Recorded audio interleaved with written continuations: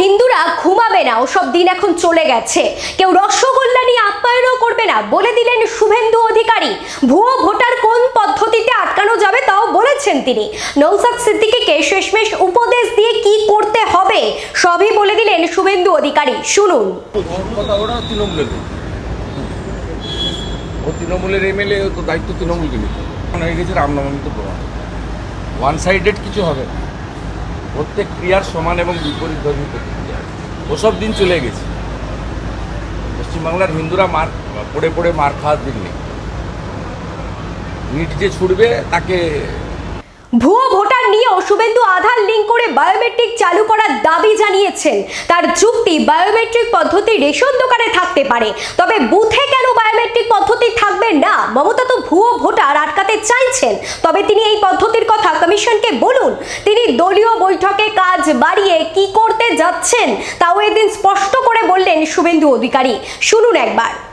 স্পষ্ট বক্তব্য, আধার epic link করে দিয়ে বায়োমেট্রিক চালু করা হোক, আধার এপিক লিঙ্ক করা হোক এবং বায়োমেট্রিক চালু করা হোক। যদি রেশন দোকান কয়েক হাজার রেশন দোকানে থাকতে পারে, তাহলে 80,000 বুথে কেন থাকবে? আজকে যদি ভিভিপ্যাট গোটা ভারতবর্ষে ভারত সরকার কিনে দিতে পারে, তাহলে পশ্চিমবঙ্গকে দিয়েই শুরু হোক।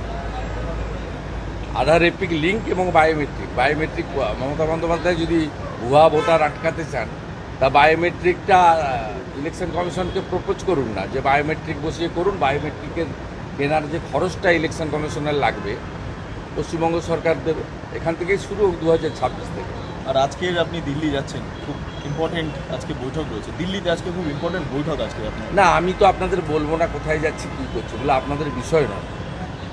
শুধু একটা জিনিসই জানতে পারেন, আমাদের দলীয় সাংসদদের সঙ্গে আমার সুকান্ত বাবুর বাড়িতে 6টার সময় মিট হবে। আমি যেহেতু যাচ্ছি, সুকান্ত বাবু আমাকে ওখানে ডেকেছেন এবং সাংসদরাও হয়তো কেউ কেউ থাকবে।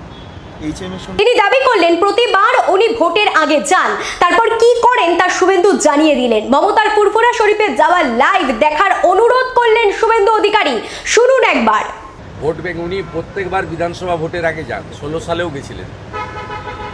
5 বছর ফুরফুরার কথা ভুলে গেছিলেন, মুসলিমদের কথা ভুলে গেছিলেন।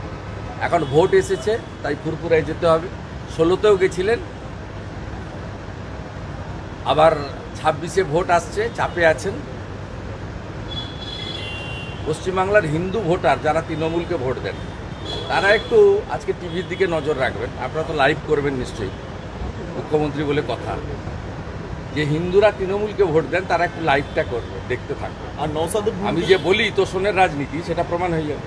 আর নওশাদের ভূমিকা কি বলবেন? নওশাদের এই ভূমিকাটা ওকে জিজ্ঞেস করুন। ও যেদিন ডায়মন্ড হারবার ছেড়ে পালিয়েছে, সেদিনই লোক বুঝে নিয়েছে এ টিএমসির বিটি। ওকে লড়াই করে শুধু টিভির ক্যামেরাতে থেকে 2-4টা জনসভা করলে হবে না। ভোটের দিন মাঠে থাকতে হবে। হাড়োয়া উপনির্বাচনও মাঠের দিন ছিল না, মাঠে থাকে না। ভোটের দিন হচ্ছে ওয়ান ডে ম্যাচ। ওই দিন যে মাঠে থাকবে, আমি মাঠে ছিলাম তাই মমতা ব্যানার্জি হেরেছে, আমি জিতেছি।